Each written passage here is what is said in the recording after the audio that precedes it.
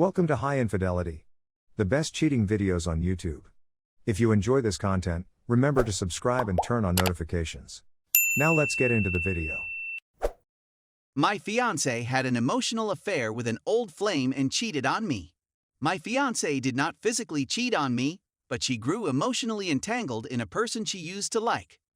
In November, I realized she was sending him pictures of her work attire, images of what we were doing, such as carving pumpkins for Halloween, and messaging incessantly during the workday, mostly about trivial matters. She requested if we could watch a Netflix program one night, and I subsequently found out he was referenced in their chat. "It's in your court now," he added in his final message, expressing his feelings for my fiancé. My fiancé said something along the lines of, "Oh wow, that's a lot to process. I need to find out what I'm doing here, but we shouldn't communicate till then." She then texted a copy of the chat to her closest friend, who said, "Wait a minute, what are you about to do?" This isn't the first time she's messaged him. Last year, she was also catching up with him. She liked him. But she's with me and believed her thoughts were bad, she said. I learned about the texts. She disabled alerts for his iMessage and Facebook communications. She was accosted by me. She stated she knew it would harm me, but she still did it. I asked for the ring back and spent a week with my folks. After talking to people who encouraged me to stop it since it wasn't the first time, I replied, I have to give it one more opportunity and see what she does, and we've been trying to work things out ever since. I'm seeing a therapist and she is as well.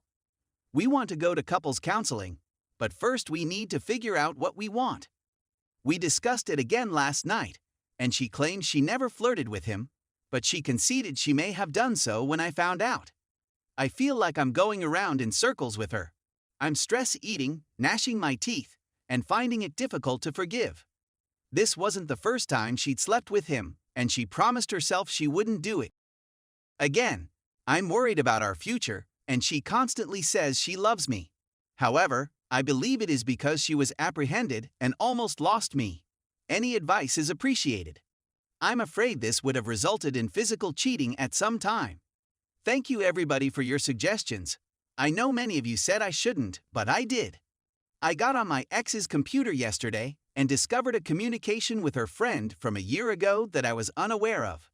Talking about dreams, strange flirty banter, and pop culture debates that I believed I had gotten her into. Hindsight, it all lines up. She sensed there was something there in 2019, but wasn't sure how she felt about it. We were still dating at that point and not engaged. I also found out 4 weeks ago that she wanted to end our relationship. She also crossed my social distance line when she saw a buddy who had been in touch with someone who had COVID. Opinions aside, she never told me and my family had a few high-risk people. Last night, we chatted.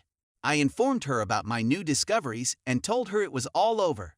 She should investigate her emotions for the other person, who looks half as good as me and is nowhere near financially stable. She consented, and I received the ring back. After many tears, I began to negotiate the lease and money. She's a brick because 80% of our possessions are mine or my family's. She was driving my vehicle and relying on me to get to our apartment. She will struggle even with a roommate. I hope nothing awful happens to her, but she should have considered all of it before doubting our relationship. For the time being, I must confine myself until I can return to my parents. It's a strange limbo. It stinks, but I see the light at the end of the tunnel. I'm sorry about the nice memories, but I know that if this hadn't happened, she would have explored her sentiments with other people if we had married.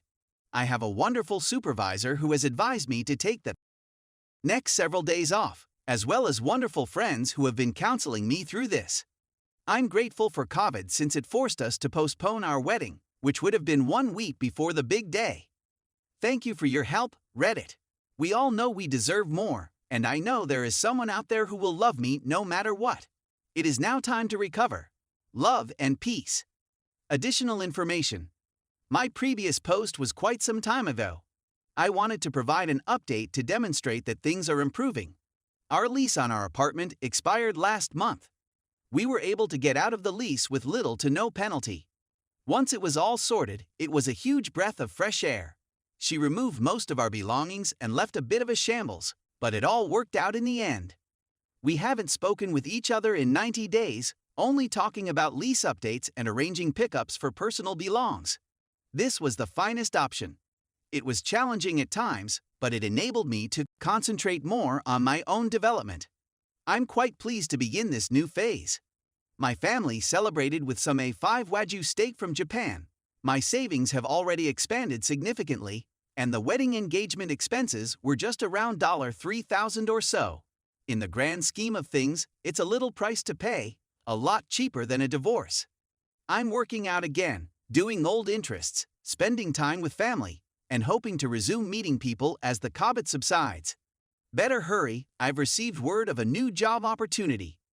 It's remarkable how quickly things can turn around once you get out of the fog. I can't emphasize this enough. If you're young and unmarried, move on. It has been so much better in 2 months to terminate things than it has been in 2 months to attempt to mend things.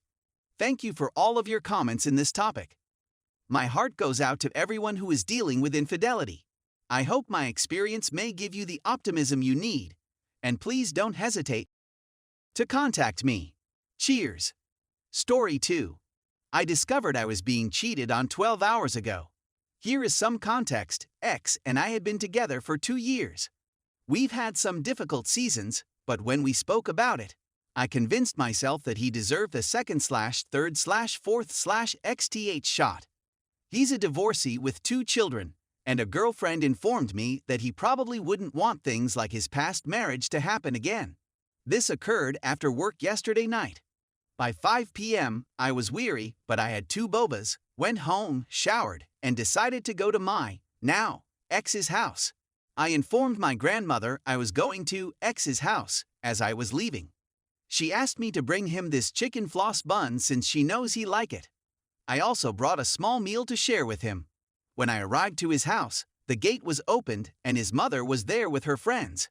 When I knocked on his door, he opened it with a shocked expression on his face. I pulled open the door to see another female on his bed.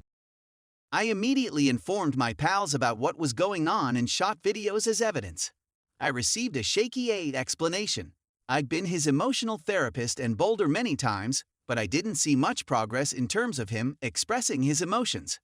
I remained cool and reminded him that I'd always told him, "If you want to cheat, tell me," so that we could work on ourselves to figure out what was lacking in the relationship. He said that this has been going on for 3 months, since August. I closed the conversation at his residence by asking for 1. Reasons not to cancel the flat application and 2. An action plan. He was unable to deliver in any way. It seemed strange since our relationship had been looking so well for the preceding 3 months. There were dates, love, and effort from him, except that he was constantly lamenting that something was lacking. Impulse purchases for his residence made me ponder why he is so careless with his money. He was also complaining he was financially stretched. Anyway, I spoke with him and the female, who stayed there after I left, mind you.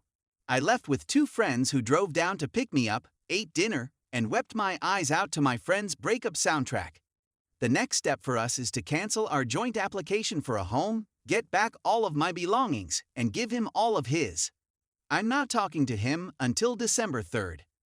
Before I explain about what occurred, I'll need his signature to certify the cancellation of our apartment together. My head is focused on not forgiving him, but my friends and I all know I'm a softie. Reading this article helps to ground me and prepares me for what's to come. My next steps would be to put out reasons why I should not forgive him, and I already have 3. Delete images and other data from your phone. Change your password for Disney+, shared accounts, and so on. I honestly don't know if there's anything more, but please give any suggestions in the comments.